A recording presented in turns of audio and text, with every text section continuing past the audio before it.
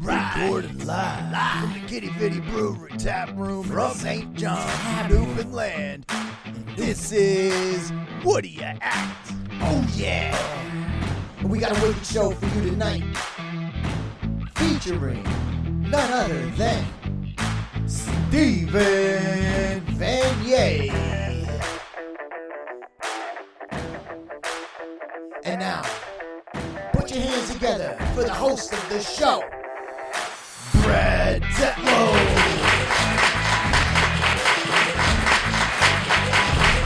Guys, welcome to the show. My name is Brad Tetlow. I'm the host of Whatta Act, and we're going to have a wicked show for you tonight. I hope everybody had a great Mother's Day weekend. I know I sure did. So I've got actually a story for you, something that I was reminded of over the weekend, and it was a story about me writing a post to Mrs. Nan about fixing my hand vamps. Now, some of you might not know what hand vamps are. Hand vamps, okay, so in Newfoundland, for all my mainlander audience out there, there's these things in Newfoundland people call vamps, and those are your knitted socks. Usually your nanny would knit those for you, or your mother. I was given a pair of trigger finger mittens, they're called, and they kind of look like this, where your finger and your thumb are different, but I call them hand vamps. Like, I mean, we got vamps, why not hand vamps? That's what I say. And Mrs. Nan was the one who knit my hand vamps. And I use them all the time. And I ended up wearing a little hole in the palm. And I was like, man. And Mrs. Nan, God bless her heart, she offered to darn my hand vamps. Now, again, for my mainlander audience, to darn something means to fix it or to mend it. And for my younger viewers out there, to mend something means to fix it or to darn it.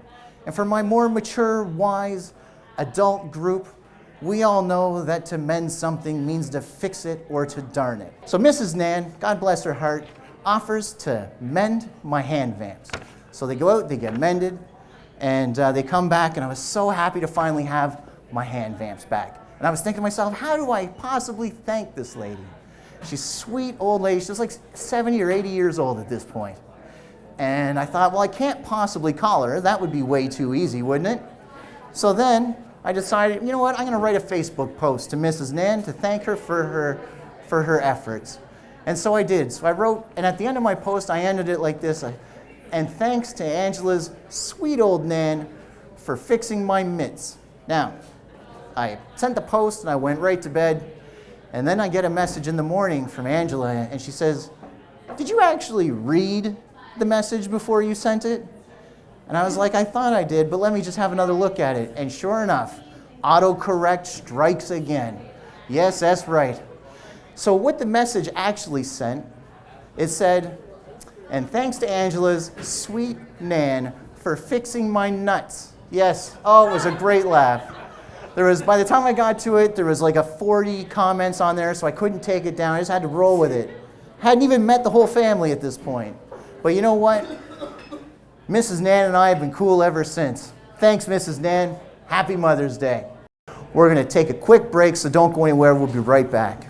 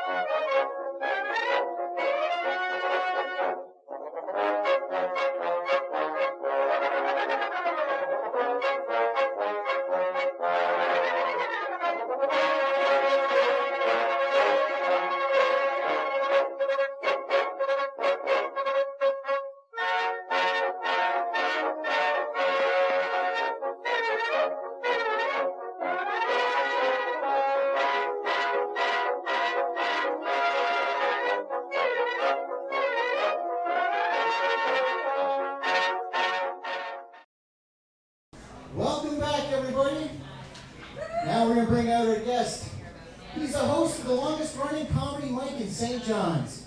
He's headlining an amazing show May 26th at Manuel's River Interpretation Center and is definitely not on a gambling hot streak. Please give it up for Stephen Vanier! Hi, I'm Stephen Vanier, and I'm a gambling addict. But according to my grandfather, I'm not an addict, I just like gambling. Because according to him, if I'm not willing to wear a diaper while playing the slots, it's not an addiction. In his words, you have to shit yourself in public before it's a problem, you know? But he wears a diaper everywhere, so I guess life is his drug, you know? But the way I scratch that itch nowadays is my favorite thing in the world. So Set for Life tickets. Set for Life tickets, they're the best. $4. $4. Can you imagine? Where else can you buy hope for that amount of money? You can't. You can't even buy milk for that much money. $4. And it only gives you money back in multiples of Set for Life tickets, I've discovered, right? It's like $8, 2 Set for Lifes. $20, 4 Set for Lifes. Set for Lifes. Set for Lifes forever. It's just the best. It's the best. But they should change the name of it now, right? Because $1,000 a week. $1,000 a week for the rest of your life. That's not even set for anything anymore. You can't even retire on that right now. That's just doing okay. You get to see your friends more. That's all that is, right? And like, how'd they come up with it? It's like, what is it? Set for Life. Okay, it's a scratch ticket where you win $1,000 a week. Forever? No. Well, how long then? The same amount of time you get in the Canadian judicial system for planning and executing a murder. Perfect. Life. That's a life sentence right there. Right in the writing. But it's not that great anymore. Now, you want to know how good Set for Life is in this economy? Just ask any bayman on EI with a cash job. They're set for life 4 months of the year. But yeah, speaking of EI, remember when we were all getting that Trudeau money? Yeah, that was the best. That was the best sitting at home, $1,000 every couple weeks. It was the best. And I just remember like being so alone, couldn't do stand-up anymore, couldn't work, so all I saw was my girlfriend. But I still remember because a couple days ago, I got a 3-year reminder of a meme I sent of Joe Exotic from Tiger King.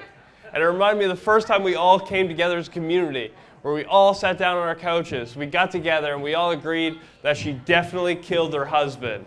That was wonderful. We're all just like, Carol Baskin is guilty, and I can't wait for season 2. But then a few months later, ABC did this thing where they put Carol Baskin on Dancing with the Stars, and that was the best.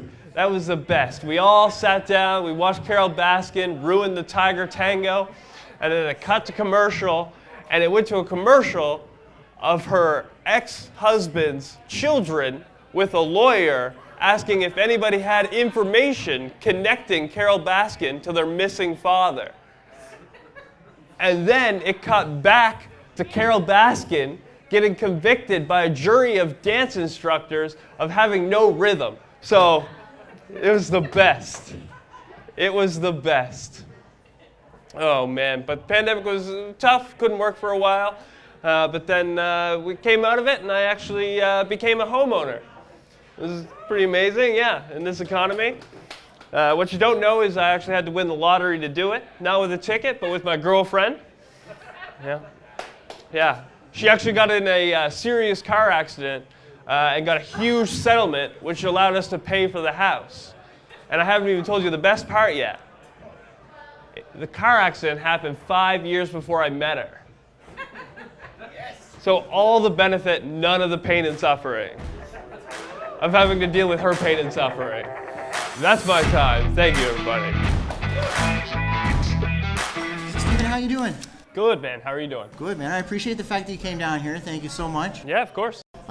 There's so many things that I want to actually talk to you about, and I got to say you're one of the people that I'm so happy to have on the show because I actually credit you a lot with helping me in my comedy experience. So thank you. Oh, good, man. Good. Can't take too much credit. So you're from Nova Scotia. Yep. How did you end up in Newfoundland? Classic story. Came here for school. Then you Newfoundlanders use your classic immigration methods and found me a Newfie girl, and now I own a house here. Oh man, you know what? The exact same thing happened to me. Yeah? Exact same.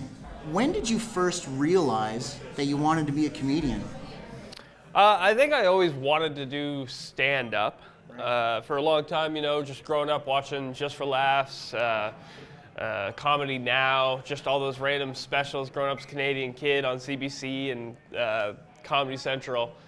And I always wanted to try it. And then I came to a show Mike Lynch was hosting once, and I talked to him after the show. And 2 weeks later, I was doing my first set. Wow. And so how did your first set go? Good. Really? Good. Yeah, really well actually. Yeah, it was funny.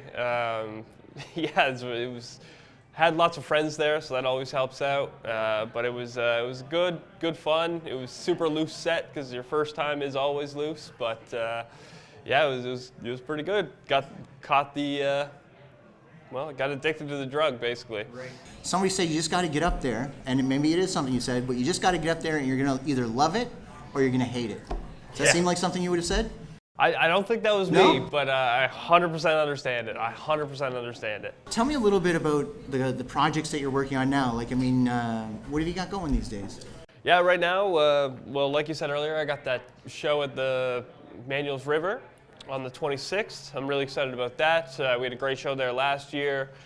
Basically sold out, so hoping for the same this year. Excellent.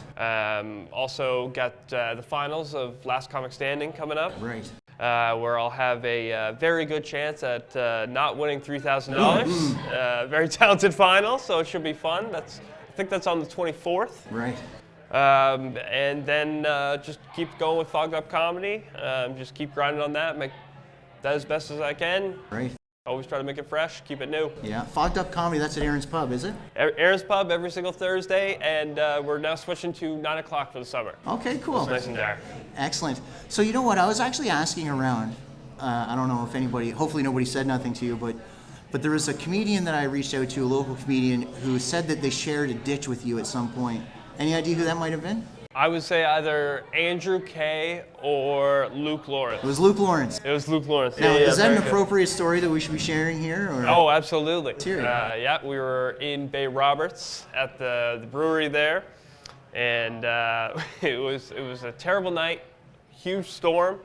I think we got something like 30 odd centimeters. But basically, we got to Bay Roberts. Show started at 8 o'clock. And we got there for 7:30.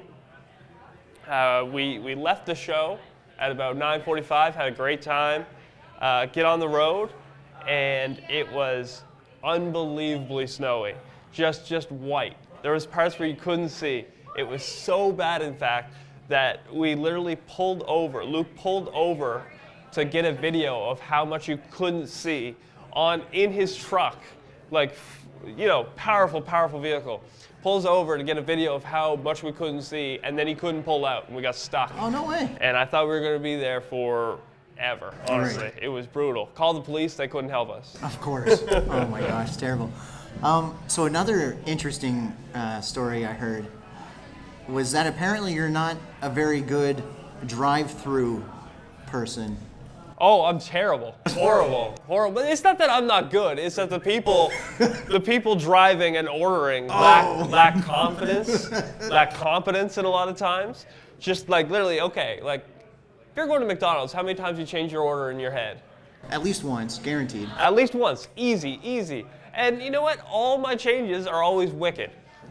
Sometimes I'll add extra caramel sauce to my McFlurry. Sometimes I'll add an iced coffee to my coffee order because that way I can drink my iced coffee right away immediately, get that burst, and ready for when my hot coffee cools down. It's honestly just a lack of confidence. It's a skill issue by the driver. It's a skill issue. Yeah, so you're blaming that on the driver. Do you know who the driver in this case might have been? I assume it's either Todd or Amy. Todd Butt. Todd Butt, everybody. Very good. Very good. Here's a question for you. So when you're about to do a comedy performance, yeah, how do you prepare for something like that? So I'm kind of neurotic. Like I kind of prepare the same way I used to prepare for tests back in those days. I just rewrite my stuff over and over until I can try to remember it as best as possible. Still forget it half the time, but that's what I do mostly. And tell myself have fun and go up there and enjoy it. Right, right. And so when you're actually performing at a venue, and there's 5 people or maybe there's 100 people. Yep. Does size matter? Yes, absolutely size matters. The smaller the show, the harder the job. If you have 10 people in an audience and you do well, that means you would have murdered in a 100-person audience. Because laughter is contagious, right? You get 100 people in a room, even the most terrible joke ever is going to get at least 1, maybe 2 people laughing, and then that just keeps going. When you get the ball rolling with 100 people, the momentum just keeps going. Where you get those breaks with 10 or 5, but honestly, those 10 and 5 shows, that's where you really get good. Right. I really believe that. That's really cool, man. Do you collaborate with other comedians? Like, have you ever been involved in like a writing exercise or stuff like that? Yeah, I've written sets with other comedians, written jokes, sketches, a lot of different things. So yeah. One of my favorites, he mentioned him earlier, like we're going to the drive-thru, then we're going home to write, you know what I mean? Todd Butt, one of my favorite dudes. Sarah Walsh, written a lot with her. Nick Masters. Just surround yourself with good writers, good things happen. Yeah, and you know what? I've actually seen all of the people perform that you've just mentioned, and I've enjoyed every single show I've seen. So yeah, brilliant. It's brilliant. excellent. Yeah. So where do you go from here? What's the next step in the Stephen Vanier journey? For me, honestly, probably getting into some more sketch stuff. Honestly, I'd like to do a little bit more writing, get the film work done, and get better as an editor. That's something I've always been scared of, but something you got to do today. And I'd like to put some of my ideas on a screen. Right. More or less. Yeah, deadly. Yeah, and I gotta say, like editing. So I do a little bit of editing for the show, and it's a powerful tool. I'll say that. Absolutely. Right? Now, if you could go back in time, this is one of the questions I like to ask everybody that I interview. If you could go back in time and give yourself some kind of advice that would help you, knowing what you know now, yeah, what would you tell yourself? Also, I go back and I just say, try to have fun every time you do a set, because that's the main thing. Honestly, if you're having fun on stage, the audience is going to be with you. Most of the time, like unless you do something terrible and you're just a psychopath and having fun up there. But other than that, man, have fun, write every day, write every single idea you have down because you're going to forget a few of them. And just know, this isn't even my own advice. This is advice I got from a good friend of mine, Paul Warford. He said, no one show is ever going to make you and no one show will ever break you. So there's never that much pressure. So there's no need to be that worried. Right. And speaking of pressure, like how do you handle any kind of pressure that you might feel? Stupid breathing exercises, straight out of the Andrew Kay handbook, really. Honestly, just before I go on stage, try to just breathe in, hold for 3 seconds, breathe out, hold for 3 seconds, repeat that, slow down my heart rate, and tell myself the same feelings of nervousness. I heard this from an Olympian. Same feelings of nervousness, that sweating, that butterfly feeling in your stomach, that rapid heartbeat. Those are the same feelings you get when you're excited for something. So just tell yourself you're excited, you're going to perform better. Right. And just so you're aware, I've got all of those feelings right now. Perfect. Yes, we're doing good. So what kinds of things do you like to do with your time outside of comedy? I like to gamble, mostly on sports. Sports and scratch tickets are my 2 favorites. I read, I take long walks on the beach. I do neither of those things. Mostly I'm into fitness, into sports, watch a lot of movies, TV, walk the dogs, Yeah. Favorite movie? Favorite movie? Yeah. Dark Knight. Dark Knight, that's a pretty cool movie, man. Yeah, I like that one. Christopher Nolan, big fan. I'm more of a comedy fan for me, like for movies. Yeah. Spaceballs is Spaceballs one of my favorites. number 1? Oh, man. Yeah, Spaceballs is great. Yeah, I always liked, I think comedy-wise, Monty Python, Holy Grail, or probably Superbad. Right, okay. Cool, man. All classics at this point, right? So how would you describe the comedy scene in St. John's today? Today? man, busy. It's good. It's good to be busy again. We got, somebody like Andrew Kay comes back into town. He really ignites it. You got Brie Parsons doing the Last Comic Standing. Just for Laughs came through, did the auditions. There's stuff for people to do now, in the sense there's carrots to chase. And it gets people excited, gets people motivated, and it brings out the best in everybody. It really does. I love it. I remember, when I kind of built up the courage to do stand-up for the first time, it was kind of just as COVID was tailing off a little bit. Yeah. So there was 1 or 2 open mics, and I went to a couple of those as often as I could, and it was a great time every time. I've seen the place full of people, and I've seen places where there was nobody. Yeah. So it was pretty cool.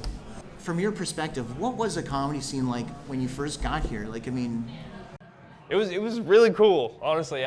Because I didn't have any real connection to it. Right. So I just kind of, and even that first show I went to, I was super late, and I just saw Mike closing down the show as host. I didn't really get to see any comedy, anything local. And when I first started doing comedy, and you don't understand what it is really. You're just like, okay, this person's not funny that night. They're not funny. But then you come back and you see all that work that goes into it, and it's just so amazing. When I first started, Matt Wright was always on the go, Paul Warford always on the go, Sean Burton, Nicole Downton, Mike Lynch was always on the mics, Colin Hollett, Luke Lawrence was on the go back then. There's so many good comics around, man, and it was exciting because it was new, and it was great to have somebody like Matt and Paul who have done the Just for Laughs beforehand, because it was there's a path to success here. There was energy to it, and it was really fun. It was really good. Yeah, no, that sounds exciting, man. I gotta say. Do you remember what it was like for you when you first took the stage? I know we talked a little bit about your first performance and you did good, but what about the feelings and the emotions that you had up? Yeah, I remember. So where the show was, it was staged very similar to this, a small stage in front of a bar, and right before I knew I was going to go on, I was sitting on a bench on the side of the stage, and I just remember in my head, my heart was racing in my head. I was just thinking, there's no backing down now. And you just go up, and the first joke I said hit, and from there it was just easy. It was that anxiety of am I funny? Right. And then when you find out one of your ideas that you just thought up just works, there's no better feeling. There's no better feeling. Yeah, no, that's really cool, man. And looking back, for me personally, I find that I I feel like I'm funnier at home than I am in public. Sure. It's really weird. But anyway, it's really cool feeling to be up on stage, trying to entertain people that you've never met before. What would you say is your favorite thing? This is kind of flip-flopping a little bit, but talking about living in St. John's or the area, what is your favorite thing about living in Newfoundland? I grew up in kind of a small town, so it's kind of got that small town feel with stuff to do. I like the people here. I like their sarcasm. I like how they're either super excited or super angry, and it's over something small both times. It's the best. It's the best. I always felt accepted here, and I really like it here. It's a great place, man. I've always felt accepted as well. Do you have any favorite Newfoundland phrases or sayings? I have a least favorite for sure. What odds is my least favorite phrase in the world. I don't understand it.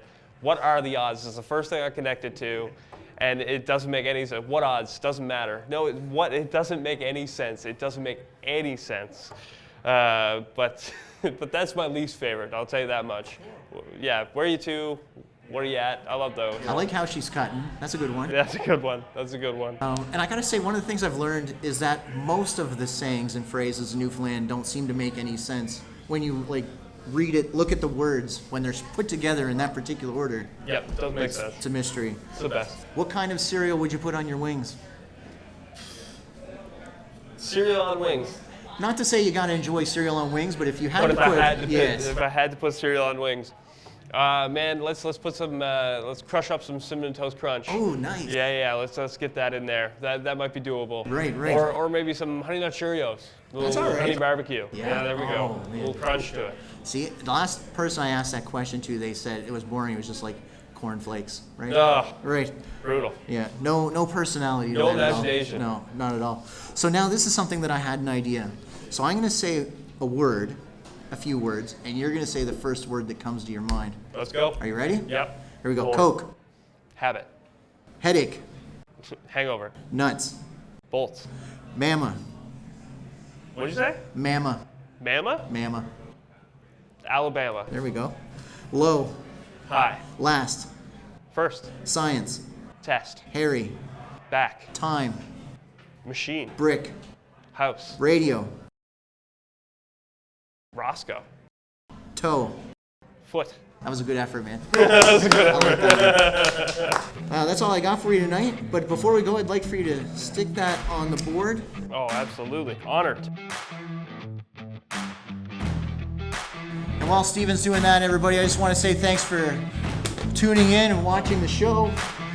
Keep an eye out for Stephen Vanier at the Interpretation Center May 26th. That's right.